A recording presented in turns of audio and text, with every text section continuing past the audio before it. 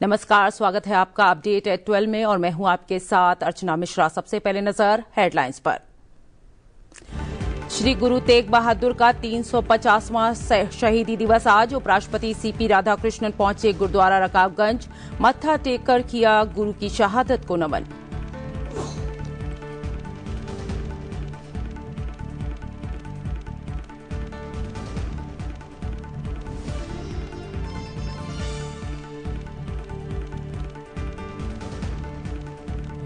न्यायमूर्ति सूर्यकांत ने भारत के 53वें प्रधान न्यायाधीश के रूप में ली शपथ। राष्ट्रपति द्रौपदी मुर्मू ने दिलाई शपथ। उपराष्ट्रपति और प्रधानमंत्री समेत कई केंद्रीय मंत्री और सर्वोच्च न्यायालय के न्यायाधीश रहे मौजूद।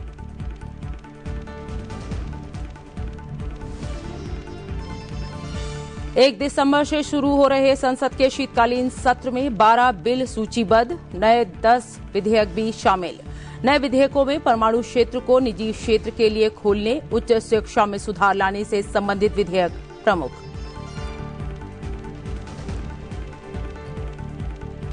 मुंबई के नौसेना डॉकयार्ड में माहेश्वरी का पहला स्वदेशी पनडुब्बी रोधी युद्धक पोत आज नौसेना में हुआ शामिल। 80% से अधिक स्वदेशी सामग्री के साथ माहेश्वरी युद्धपोत डिजाइन, निर्माण और एकीकरण में भारत की बढ़ती महारत का परिचायक। दक्षिण अफ्रीका के जोहान्सबर्ग में संपन्न हुआ G20 शिखर सम्मेलन। प्रधानमंत्री नरेंद्र मोदी ने सम्मेलन के 3 सत्रों को किया संबोधित। ओपन सोर्स पर आधारित टेक्नोलॉजी एप्लीकेशन की वकालत। आतंकवाद निरोध पर घनिष्ठ समन्वय की आवश्यकता पर दिया जोर। आतंकवाद से लड़ते समय दोहरे मापदंड को बताया खतरनाक। संयुक्त राष्ट्र सुरक्षा परिषद में सुधार को बताया जरूरी।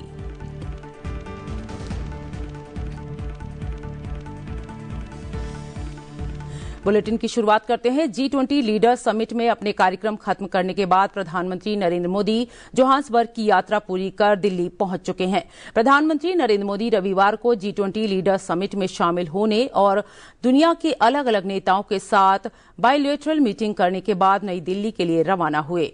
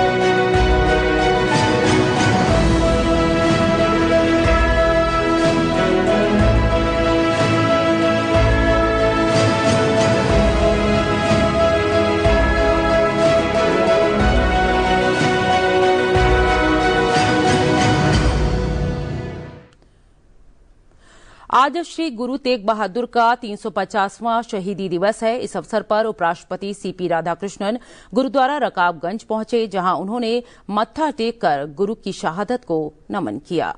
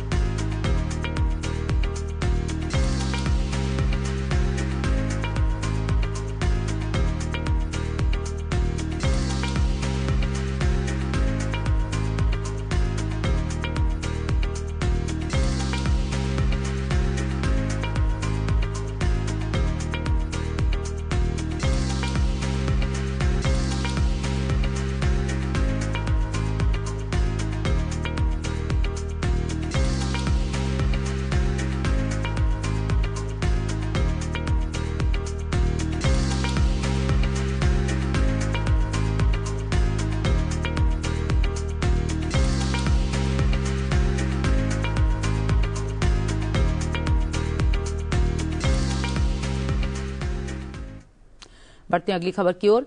जस्टिस सूर्यकांत ने आज देश के मुख्य न्यायाधीश के रूप में शपथ ली। राष्ट्रपति भवन में आयोजित शपथ ग्रहण समारोह में ब्राजील समेत दुनिया के 7 देशों के मुख्य न्यायाधीश और सुप्रीम कोर्ट के जज शामिल हुए। राष्ट्रपति द्रौपदी मुर्मू ने जस्टिस सूर्यकांत को मुख्य न्यायाधीश की शपथ दिलाई। इस समारोह में उपराष्ट्रपति और प्रधानमंत्री समेत कई केंद्रीय मंत्री और सर्वोच्च न्यायालय के न्यायाधीश मौजूद रहे। भारतीय न्यायपालिका के इतिहास में ये पहला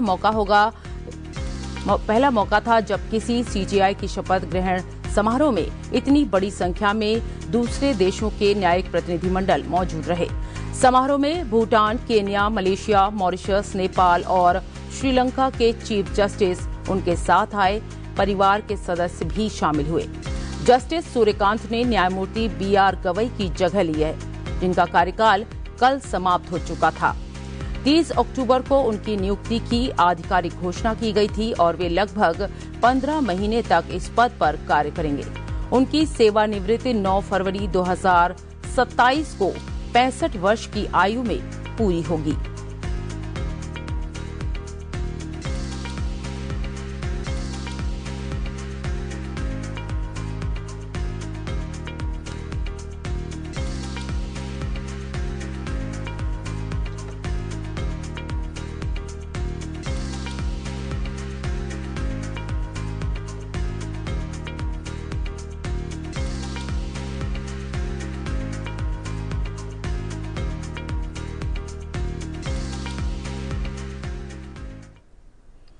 मुंबई के नौसेना डॉकयार्ड में माहे श्रेणी का पहला स्वदेशी पनडुब्बी रोधी युद्धक पोत आज नौसेना में शामिल हो गया। भारतीय नौसेना ने आज INS माहे का जलावतरण किया, जो माहे क्लास का पहला पनडुब्बी रोधी युद्धक उथले जलयान ASW SWC है, जिससे इसकी लड़ाकू ताकत बढ़ने की उम्मीद है। पश्चिमी नौसेना कमान के flag officer commanding in chief vice admiral Krishna Swaminathan की तरफ से आयोजित इस समारोह की अध्यक्षता थल सेनाध्यक्ष जनरल उपेंद्र द्विवेदी ने की। माहे का जलावतरण स्वदेशी उथले पानी के लड़ाकू विमानों की एक नई पीढ़ी के आगमन का प्रतीक है। आकर्षक, तेज और पूरी तरह से भारतीय 80% से अधिक स्वदेशी सामग्री के साथ माहे श्रेणी युद्धपोत डिजाइन, निर्माण और एकीकरण में भारत की बढ़ती महारत को दर्शाता है।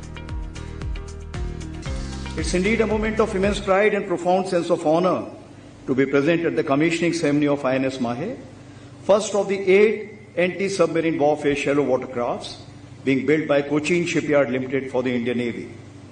Today's ceremony not only marks the induction of a potent new platform to our maritime order of battle, but also reaffirms our nation's increasing capability to design, construct, and field complex combatants with indigenous technology. Named after the historic coastal town of Mahe, a symbol of India's maritime legacy, the ship embodies the spirit of innovation and service.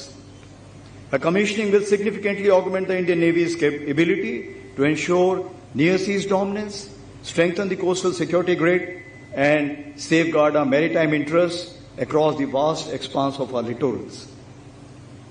The commissioning of INS Mahe reaffirms the Navy's steadfast transformation into builder's Navy, one that designs, constructs, and sustains its own combat platforms. Today, over 75% platforms of the Navy's capital acquisition are sourced indigenously. From warships and submarines to high sonar and weapon systems, Indian shipyards, public and private, stand as a living proof of our nation's industrial and technological dominance, a journey towards Atmanirbharta which makes every citizen swell with pride. उपराष्ट्रपति CP Radhakrishnan ने रविवार को आंध्र प्रदेश के पलासमुद्रम स्थित राष्ट्रीय सीमा शुल्क, अप्रत्यक्ष कर और नारकोटिक्स अकादमी में सिविल सेवा प्रशिक्षु अधिकारियों को संबोधित किया। उन्होंने सीमा शुल्क और GST क्षमता निर्माण के एक प्रमुख केंद्र के रूप में अकादमी के विकास की सराहना की। उपराष्ट्रपति ने याद दिलाया कि प्रधानमंत्री नरेंद्र मोदी ने 2024 में नए अकादमी परिसर का उद्घाटन किया था। उन्होंने कहा कि तब से ये संस्थान कुशल और भविष्य के लिए तैयार अधिकारियों के विकास का एक महत्वपूर्ण केंद्र बन चुका है।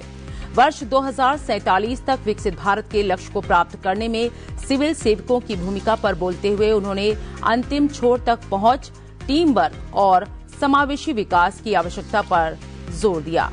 उन्होंने युवा अधिकारियों से टीम की उत्कृष्टता को व्यक्तिगत उपलब्धि से ऊपर रखने और निरंतर सीखने और सुधार की मानसिकता विकसित करने का आग्रह किया।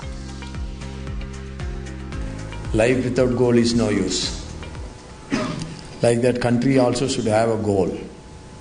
That is the reason why from nowhere we become the 5th largest economy and now we are the 4th largest economy in a matter of 11 years.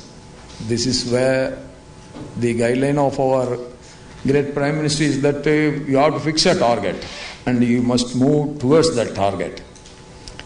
Life is also like that. Countries also should have a target, and Viksit Bharat is our now the best target what we can have, that we want to be the number one economical power of the world, and we are moving towards it. The journey of development has been about reaching the last mile. It is a vision of inclusive growth and development. What is the use of development? When one part of the country is developed, one section of the society is well rich, the rest is not taken care. That is not called as development. We have to create wealth. For that we need development. उपराष्ट्रपति ने प्रशिक्षुओं को artificial intelligence, प्राकृतिक भाषा प्रसंस्करण, machine learning और blockchain जैसी उभरती तकनीकी को अपनाने के लिए प्रोत्साहित किया। उन्होंने कहा कि ये पारदर्शिता, दक्षता और नागरिक सेवा वितरण में सुधार के बड़े अवसर प्रदान करती है। उन्होंने एकीकृत सरकारी ऑनलाइन प्रशिक्षण कर्मयोगी प्लेटफॉर्म को कभी भी कहीं भी क्षमता निर्माण के लिए उत्कृष्ट संसाधन बताया। Today technology is a game changer and will serve as a useful tool for you in your line of work. It can make your tasks easier and help with quicker disposal. Technology can also play an important role in erasing corruption. The system speaks. The system should be a foolproof system. It is not that the Western world or the developed economy, the tax evasion is highly limited. They are not Mahatmas, whereas our own people are more law-abiding by consciousness. They are more fear about the God. But when the tax avoiders go uncaught and go unpunished, that encourages the others. We should not be a part of it. Lok Sabha अध्यक्ष ओम बिरला ने नई दिल्ली के विज्ञान भवन में आयोजित विश्व Sindhi Hindu foundation of association यानी VSHFA के सशक्त समाज समर्थ भारत कार्यक्रम को संबोधित किया। इस अवसर पर लोकसभा अध्यक्ष ओम बिरला ने कहा कि सिंधी समाज की उद्यमशीलता, सेवा भावना और अदम्य पुरुषार्थ ने न केवल चुनौतीपूर्ण परिस्थितियों में नई शुरुआत की, बल्कि राष्ट्र की आर्थिक, सामाजिक और सांस्कृतिक शक्ति को भी नई दिशा दी है। उन्होंने कहा कि विविधता में एकता, संगठन, शिक्षा और आत्मनिर्भरता ये चारों स्तंभ समाज को सशक्त करते हैं और इसी से समर्थ भारत की आधारशिला निर्मित होती है। लोकसभा अध्यक्ष ओम बिरला ने कहा कि भारत की सांस्कृतिक धरोहर, वसुधैव कुटुंबकम की भावना और समुदायों के बीच सहयोग का मूल्य, ये सभी मिलकर 2047 के विकसित भारत के सामूहिक संकल्प को गति देते हैं।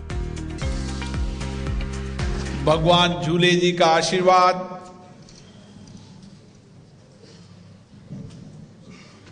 उनकी प्रेरणा, उनका सामर्थ्य हम सबको नई प्रेरणा देता है, नई दिशा देता है। और इसीलिए आज जो आप आयोजन कर रहे हैं, उस आयोजन में भी आपके संस्कार, आपकी संस्कृति, सिंधु सभ्यता और आपके विचार कि किस तरीके से हम सशक्त समाज बनाकर समर्थ भारत बनाएं। और मैं आज देख रहा हूं